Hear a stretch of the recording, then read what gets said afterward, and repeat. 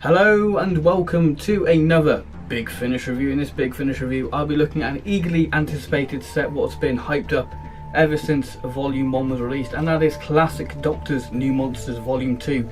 And yeah, Volume 1 did so well. It was highlighted as one of the best Big Finish releases of 2016. No pressure, eh? But yeah, I believe that this is the last Classic Doctors New Monsters set for a while. So I don't think Big Finish wanted to become a bit of a novelty thing, which I think is only fair because you don't want it to be like an annual thing going, alright then, what monsters are we going to get this year? But yeah, people have complained that there's 2 Vashta Nerada stories and we're only getting 3 monsters this time. But I sort of look at it in the sense of Volume 1, we technically only got 3 new series monsters because the Sontarans, they don't really count really. But yeah, this set has seen a bit of a jig around in the lineup in the sense that we've lost the 7th Doctor, but we've gained the magnificent 4th Doctor. And take that as what you will, whether you think it's a positive or a negative, but I think it's a bit of a positive thing in the sense that all the surviving Classic Doctors have faced a new series foe. So the way this review is going to work is I'm going to show you how the set is presented, go on my thoughts on the individual stories, then we'll do a concluding thought and we'll see, is Volume 1 better? So I've got to say the box art 2? is very nice, and I've got to mention the box just seems a bit more flimsier than previous Big Finish box. It just seems a bit cheaper. I don't know how I can describe it, but it just seems a bit cheaper than previous Big Finish box sets. So we've got the Doctor Who logo there, the 4th Doctor, well, all the Doctors facing their new series foes. So we've got the 4th Doctor, Vashta Nerada, the Racnoss, 5th Doctor, Carrionite, 6th Doctor, and the Vashta Nerada, and the 8th Doctor there.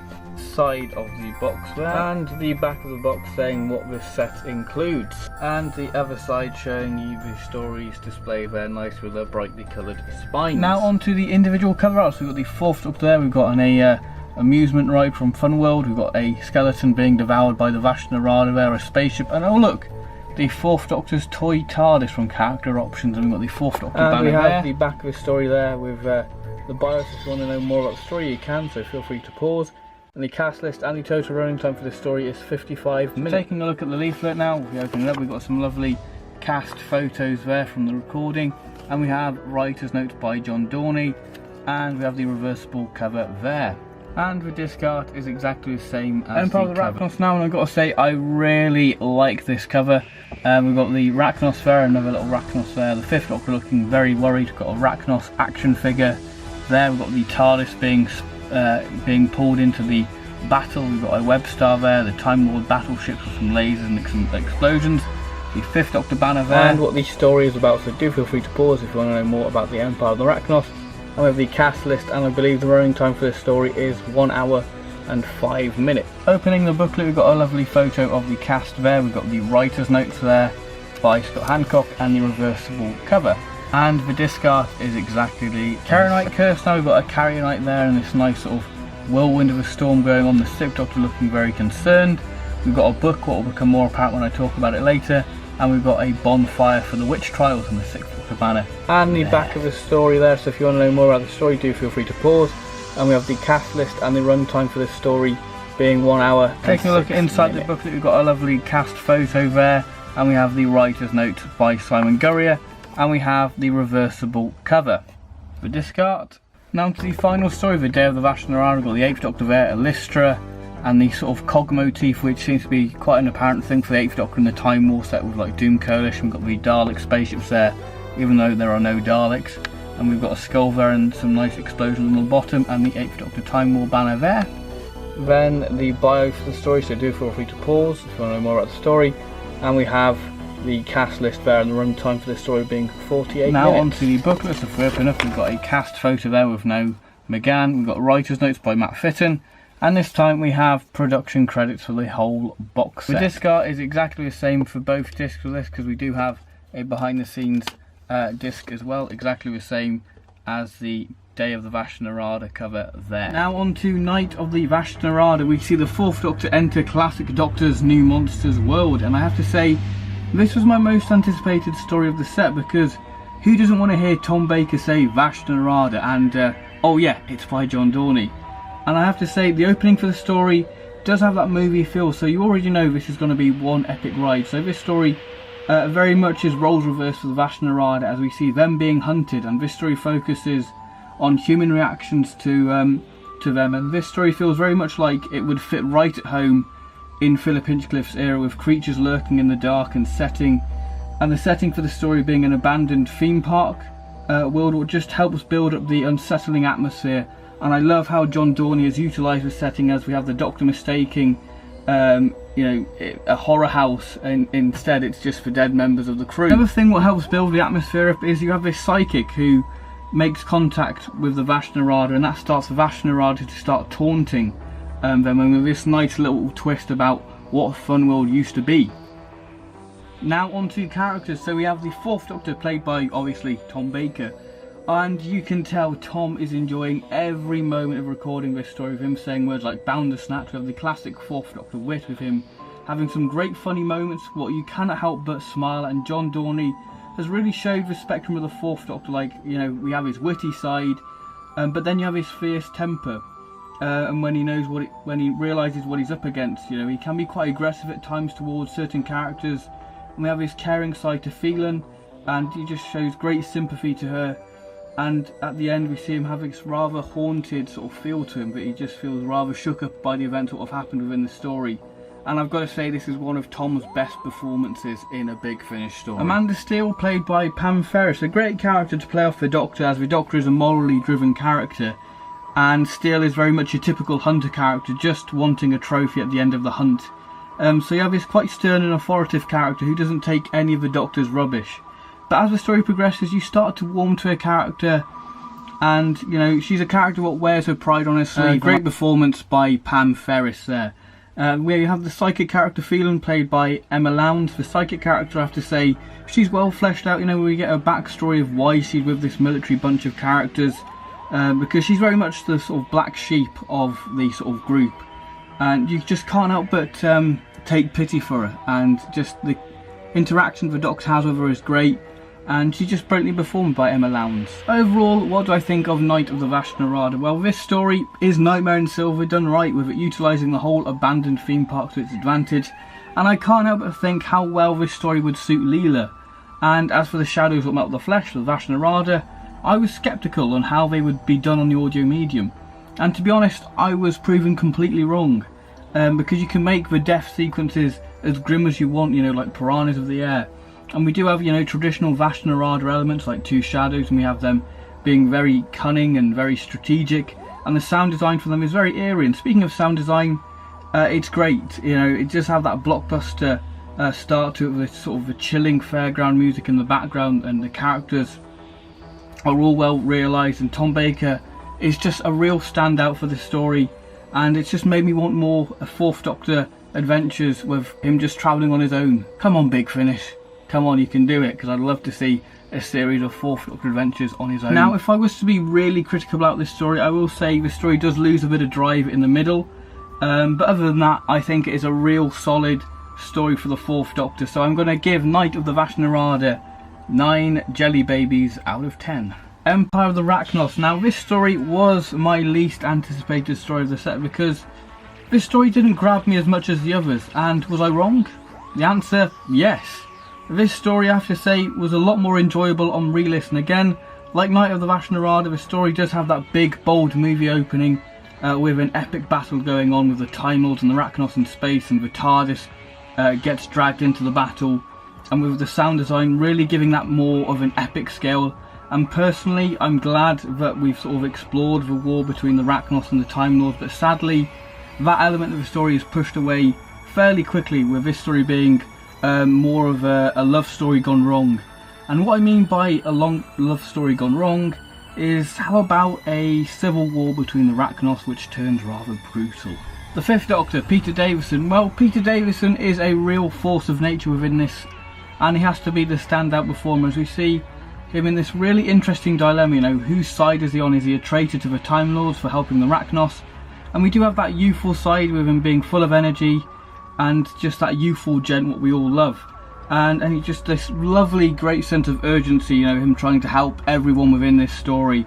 And it just gives a very moral performance, and just has a very great speech to sort of round off the story very well. The Empress, played by Ajia Ando, brilliantly performed by her, as she really captured the Racnoss's devious nature, and of course her being the Emperor, you get this sort of authoritative side of her being quite demanding and ruthless and can be quite sarky, and she just really captured the way the Racnoss speak, you know, and even down to a little cackle the Racnoss have. So she's just really captured the Racnoss really well. The Emperor of Racnoss, played by Nigel Planner.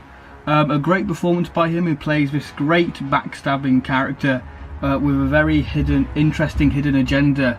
But you do feel pity for his character, as some gruesome things do happen to him, but he does have that sinister edge to him, which I really like, that he's a character what you can't really trust, but you still take pity on him, really. Elena, played by Lisa Kay. Now, she's very much the Doctor's companion of the story, and possibly many more, who knows.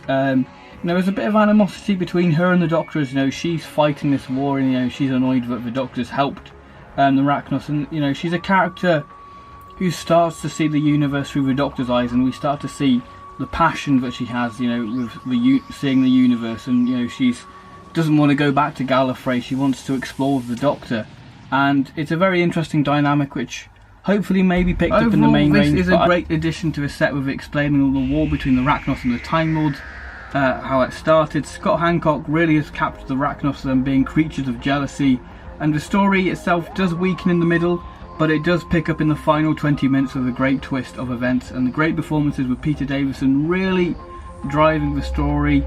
And he just gets a really funny line that I forgot to mention. You know, he mentions about, oh, it's like having two Tegans in the TARDIS, which is very funny in the context of the actual story.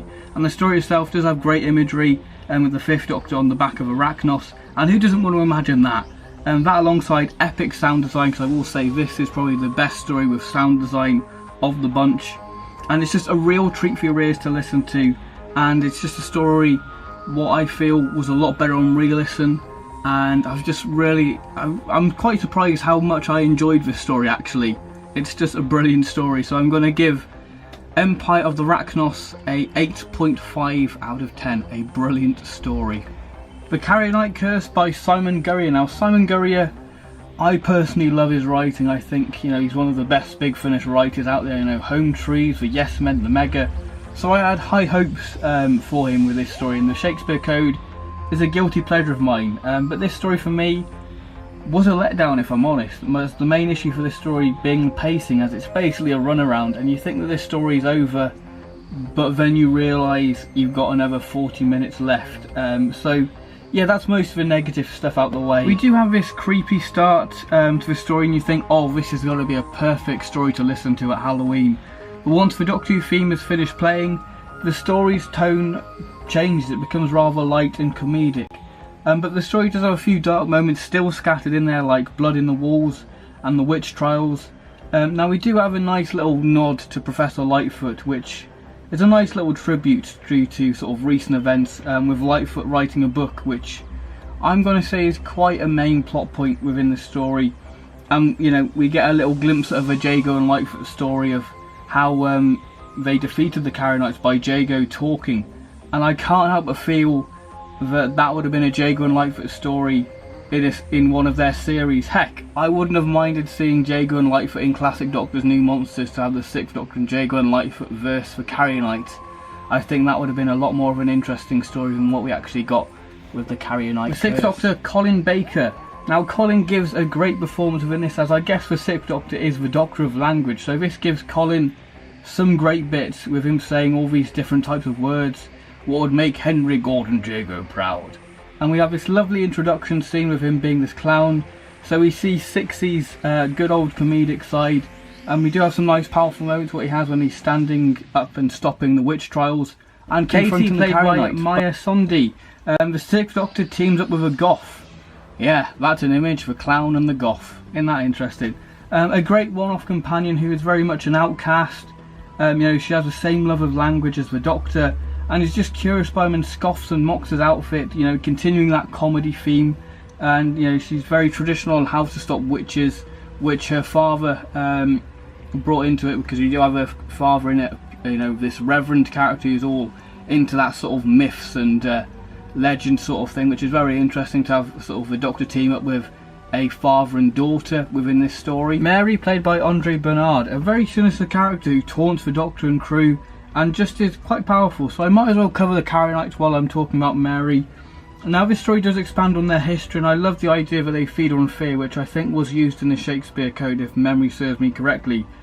But I didn't feel like there was much of a threat from them. I feel like they were just sort of your typical villain just going, oh, we're just going to cause a bit of havoc. You know, I didn't feel like there was a threat. They're just sort of mucking around with everyone within there. There wasn't like danger from them, if that makes sense really. So yeah, I feel like once they've been dealt with, you know, because they've dealt with rather quickly and they kept on coming back for more, I just feel like each time they come back they lost that element of danger and threat what they sort of didn't really have that much of, so they become a bit more diminishing as the story progressed. What are my overall thoughts on the Carrionite Curse? Now it might seem like I'm quite negative about the story, and I did quite enjoy the story because it does have a few little you know, typical horror elements like possessing people, but it's just not the haunting story I was expecting. I feel like if you accept what the story's trying to do, it being this more comedic style story, then I'm sure it will be more enjoyable. And it does have a few nice references like Jago and Life, and it does have a nice little nod to Mark the Rani, and does link to the Shakespeare Code. So if you're expecting a chilling, spooky listen, then this story isn't for you. So I feel like I might need to give this story another listen to see, you know, now that I know what the story's about, that I might be more appreciative of this story in the future. So for now, I'm going to be quite fair with it, and I'm going to give it 7 cat badges out of 10. Day of the Vashta Nerada, the final story in the set, and this is the shortest story in the set, with this story being 48 minutes, and we see the 8th Doctor in the Time War. So this is our second glimpse of the 8th Doctor on audio in the Time War, because obviously we've got the Time War box set coming out in October, and I feel like both this story and the Sontaran Ordeal will gain more appreciation once that set has been released, because these are kind of very much standalone stories really. So yeah, they're a bit odd really, those. But yeah, I was pleasantly surprised by this story because I didn't really enjoy the Sontaran Ordeal, so I haven't really been enjoying what we've had of the 8th Doctor in the Time War so far on audio. But I've got to say, I really did enjoy this story, as this story is a really nice base Under Siege story with some real great tense moments, along with some nice little action moments thrown in as well, and with that aided by the sound design and sort of the build up to those events within the story are just great, as you've basically got two plot strands within this story. You've got the sort of Time Lord versus the Vashta Nerada, then you've got the Doctor and his gang versus the Vashta Nerada.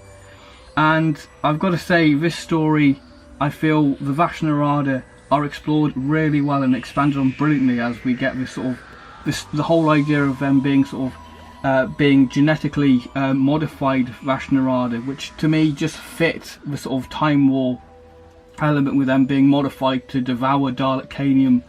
So that's a really big positive. And we also do meet a new type of Vashta Nerada, the Nerada Vashta, which is a nice little twist on the existing Vashta Nerada, where you have to stay out of the light for the Nerada Vashta. So yeah, pretty tense stuff really. So you can't go in the shadows and you can't go in the light. Where can you go? So yeah, it's rather tense, this story. The 8th Doctor, Paul McGann.